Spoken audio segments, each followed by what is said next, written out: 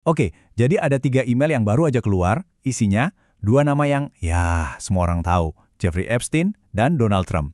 Langsung kan jadi spekulasi di mana-mana, tapi hari ini kita coba lihat dari sisi yang beda. Kita nggak akan ikutin rumor, tapi kita akan jadi semacam detektif forensik. Kita akan bedah kata per kata dari email-email ini buat cari tahu apa sih kebenarannya. Yuk kita mulai. Nah, kan banyak banget tuh berita simpang siur, headline di mana-mana. Coba deh kita kesampingkan dulu semua itu. Pertanyaan paling dasarnya sebetulnya simpel aja. Apa sih isi sebenarnya dari email-email ini? Bukan kata orang, tapi kata per kata yang tertulis di dalamnya. Dan apa artinya semua itu kalau kita perlakukan ini sebagai barang bukti? Nah, itu dia misi kita.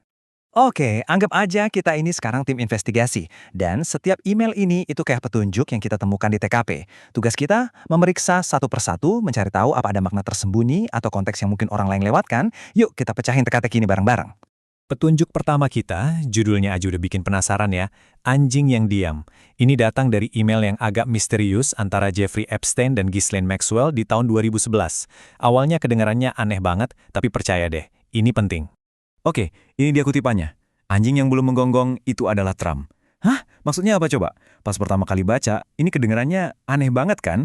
Untuk ngerti maksudnya, kita harus bongkar dulu arti dari frasa yang nggak biasa ini.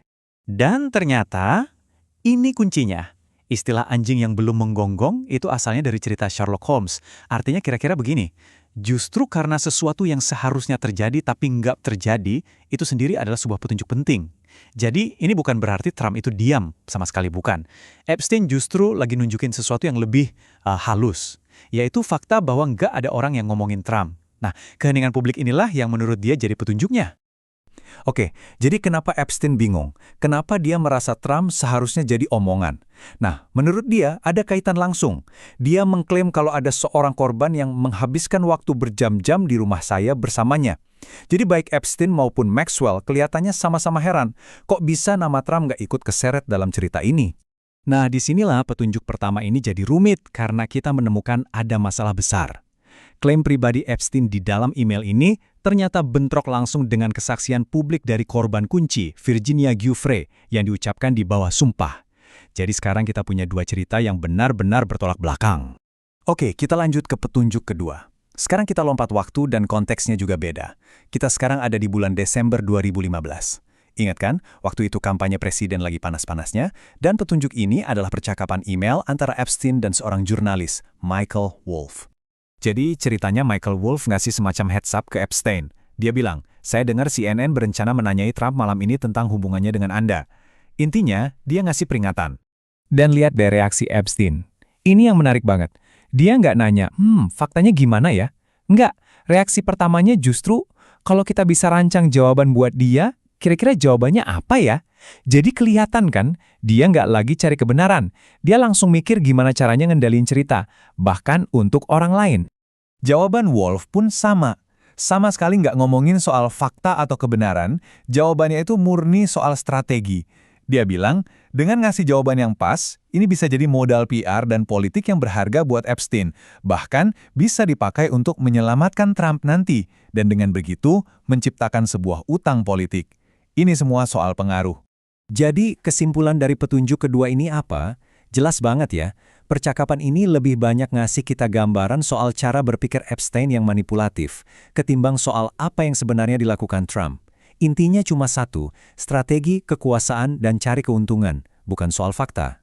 Nah, sekarang kita sampai ke petunjuk terakhir. Dan mungkin ini yang paling provokatif. Email ini dikirim dari Epstein ke Wolff lagi di bulan Januari 2019. Kalimatnya pendek, tapi isinya berat. Ini dia isinya.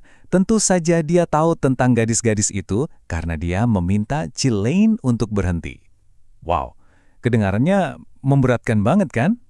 Tapi tunggu dulu, sebelum kita langsung lompat ke kesimpulan, di sini konteks itu jadi segalanya. Mari kita coba bedah, lebih dalam apa maksudnya. Oke, kita coba sambungin titik-titiknya ya. Pertama, klaim Epstein, Trump tahu tentang gadis-gadis itu. Kedua, kita lihat cerita versi Trump yang udah diketahui publik. Dia bilang udah melarang Epstein dari Mar-a-Lago.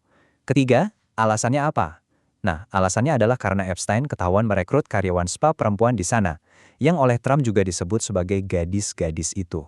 Jadi kalau kita sambungkan, email Epstein yang kedengarannya serem ini bisa jadi ya cuma merujuk ke insiden perekrutan karyawan yang memang sudah jadi cerita publik. Ini contoh yang pas banget gimana kata-kata yang ambigu bisa dipakai jadi senjata. Oke, jadi setelah kita bedah 3 petunjuk ini satu persatu layaknya tim forensik, kesimpulannya apa? Apa sih yang sebenarnya diungkap oleh bukti-bukti ini? Jadi, ini dia rangkuman hasil investigasi kita.